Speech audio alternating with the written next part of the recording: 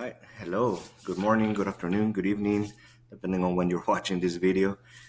Just real quick, my name is Eric Arvizu, and I'm a real estate investor here in the Arizona market. And as a real estate investor, one of the main things that people ask me is that how do I underwrite my properties? How do I know if the property that I'm evaluating is going to be a good deal or not, right? So there's a couple different ways. My preferred way is the cash on cash method. This essentially takes your cash flow that you're going to have monthly. You multiply it times the 12 months. That way you get your yearly cash flow, and then you divide it against your total cash into that property. That includes your closing, your repairs, all the cash that you put into that investment. By doing that, you're going to have a percent. That percent value is going to indicate if it's going to be a good deal or not a good deal. Typically, you want to stay above 20% on your cash on cash. If it's 15, I mean, depending on the property, there might be a reason to still get it. But really, I really try to stay at above 20% just to make sure that I'm cash flowing enough, and then I'm also getting good monthly revenue for that property. So let's just go through a quick example. Like this one was the property that was sent to me a couple of days ago. And then just by quickly running the numbers through my calculator here, I was able to kind of tell the investor that or the wholesaler that it wasn't going to be a deal for me. Initially, it looked really good because the monthly payment was under $2,000. It was actually about 1780. So it's a very, very attractive monthly payment. But once you run all the numbers and you really look at that cash on cash, then it really tells you that maybe it's not such a good deal, right? So it kind of prevents you or holds you accountable to only go after deals that are meeting that 20% criteria and above. So let's just go through this example real quick, right? So right off the bat, this seller has 17,000 in arrears, which is very substantial. Arrears are your essentially your monthly payments that you're behind. So we're gonna put that here in arrears. The wholesaler initially wanted about 10,000 in assignment fee, but I was able to kind of work him down to 5,000.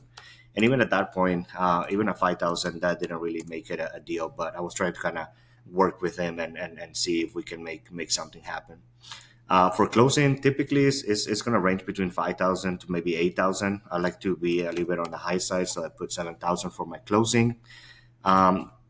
Typically, when I get a property, we really only hold it for typically a month or sometimes even less. So I'm going to put my holding months one, but that's going to require to have the monthly payment. So in this case, the monthly payment is 1780. So that's going to put my holding cost at 1780 because it's only 1 month. So total right now we're at 30,000 to acquire this property.